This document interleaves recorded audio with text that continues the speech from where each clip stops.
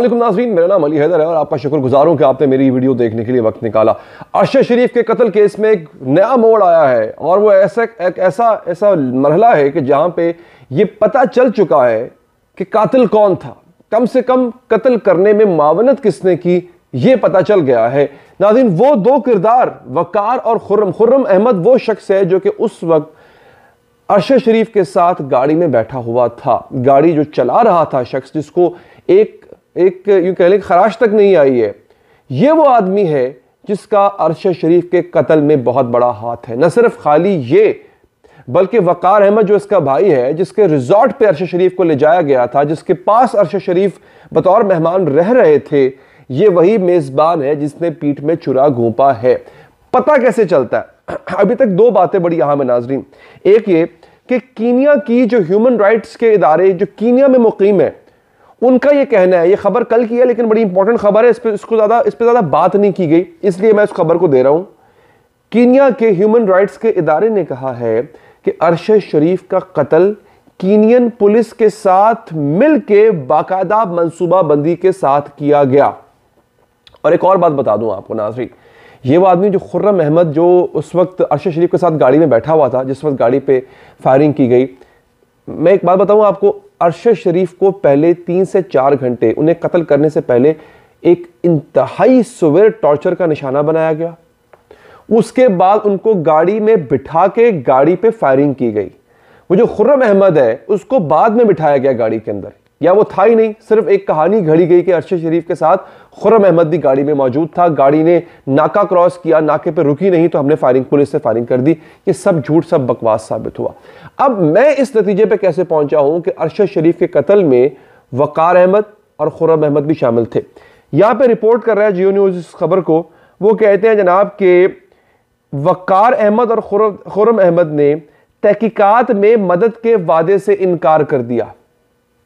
तो आप समझ रहे हैं आप ये क्यों इनकार कर रहे हैं दोनों भाई? ये दोनों जो करैक्टर्स है ना, असल बदकिरदार करैक्टर्स, ये दोनों खुद हैं।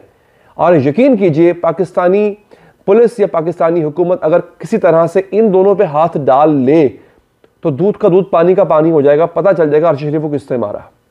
अब इन्होंने कहा था, राना सनाउल्लाह ने आके मीडिया पे ऐलान किया था कि ये दोनों तहकीकात में मदद के लिए पाकिस्तानी तहकीकाती टीम जो कि इस वक्त कीनिया नैरोबी में मौजूद है, उनसे ताउन करेंगे। ताउन किस तरह करेंगे?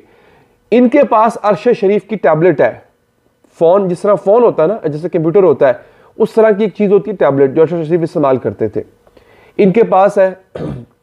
वो ये तहकीकाती इदारों को नहीं दे रहे, तफ्तीशकार टीम को नहीं दे रहे। फिर इनके अपने फोन मांगे गए थे थोड़ी देर के लिए तफ्तीशकारों को देने के लिए, वो नहीं दे रहे। उसके बाद इनसे कहा गया था कि वो अमला जो कि एमोडैम्प शूटिंग साइट पर मौजूद था। अब एमोडैम्प क्या है? एमोडैम्प एक ऐसी जगह है जहां पे इनकी मलकियत है, ये जहां पे लोग अपनी निशानाबाजी की प्रैक्टिस करते हैं। पुलिस के एहलकार और फौजी वहां के कीनिया के, वो भी वहां पे आके अपनी निशानाबाजी की प्रैक्टिस करते हैं। वहां पे जो इसके मुलाजिमीन है उनके मोबाइल तक रसाई और उन तक रसाई, उनके कवायफ उन तक रसाई चाहिए थी तफ्तीशकार टीम को, वो भी देने से इनकार कर दिया। आगे जियो क्या कहता है? वो कहता है मदद के साथ तफ्तीशकारों ने अरशद शरीफ का मोबाइल और आईपैड भी मांगा था, ताहम दोनों भाइयों ने वो भी फराहम नहीं किया। पाकिस्तानी टीम नैरोबी और दुबई में तफ्तीश मुकम्मल करके वतन वापस पहुंच चुकी है। तफ्तीशकारों ने एमोडैम्प शूटिंग साइट पर इंस्ट्रक्टर्स और दीगर अफराद की तफसीलात भी तलब की थीं। इन अफराद के नाम और राब्ते भी मांगे गए जिन्होंने अरशद शरीफ को स्पॉन्सर करने को कहा था, लेकिन इस हवाले से भी पाकिस्तानी तहकीकाती टीम के साथ ताउन नहीं किया जा रहा। अब कीनियन पुलिस तो बदनामे जमाना है ना, वो तो है ही ऐसी, उसका तो आप पूछे ही ना। कीनियन पुलिस तो इसमें मिली हुई है, ठीक है, लेकिन ये सहूलतकार कौन थे इसमें? वकार और खुर्रम। अब वो लोग जिन्होंने अरशद शरीफ को स्पॉन्सर करके कीनिया बुलाया था, उन तक रसाई चाहिए तफ्तीशकार टीम को, ये लोग वो फराहम नहीं कर रहे। फिर अरशद शरीफ के आईफोन, उनका आईपैड वो नहीं दे रहे ये लोग। आगे कहते हैं कि इससे पहले राना सनाउल्लाह ने कहा था कि दोनों भाइयों वकार और खुर्रम ने कीनिया की पुलिस के साथ मिलकर अरशद शरीफ का कत्ल किया और फिर इसे दूसरा रंग देने की कोशिश की। दोनों भाई अपने मोबाइल फ़ोन के डाटा तक रसाई फराहम नहीं कर रहे। तो अब ये आपका वजारत दाखिला भी कह चुकी है कि जनाब इस वक्त जो है वो सूरत हाल ये है कि अरशद शरीफ के कत्ल में आपके ये दोनों लोग इस वक्त शामिल हैं। अब ये इन दोनों का दावा क्या है? ये दोनों ये कहते हैं जनाब, वक़ार और खुरम जो है वो कहते हैं कि हम दोनों की ज़िंदगी को भी ख़तरा है। अब वक़ार और खुरम के वकला ने ये दलील, यानी जो दलील ली जा रही है इसके इवज़ कि हम ये तफ्तीशकारों को सहूलत क्यों नहीं फ़राहम कर रहे हैं, हम क्यों नहीं दे रहे, वो कहा जा रहा है जनाब कि हमारी ज़िंदगी को ख़तरात लाहक हैं। अच्छा, अब यहाँ पे दोनों भाई जो है वो इस वक्त कहाँ हैं किसी को कुछ पता नहीं है, कर क्या रहे हैं किसी को कुछ पता नहीं है। अपनी जो इनकी एम्बोडेम साइट है उस पर भी ये दोनों भाई मौजूद नहीं है। गर्ज ये कि दोनों भाई गायब हैं, इनसे रब्ता करने की कोशिश की जा रही है, ये लोग किसी का फ़ोन नहीं उठा रहे, ये किसी से बात नहीं कर रहे। अब मुझे एक बात बताइए कि इनकी ज़िंदगी को क्या ख़तरा लाहक है? अगर तो इनकी ज़िंदगी को ख़तरा लाहक होता, जिन्होंने इनको मारना होता वो उसी वक्त मार देते जिस वक्त अरशद शरीफ को मारा था। अब देखें ना, अरशद शरीफ वाली जगह पे इतनी गोलियां लगी हैं, इतना कुछ हुआ है और इस आदमी को खराश नहीं आई।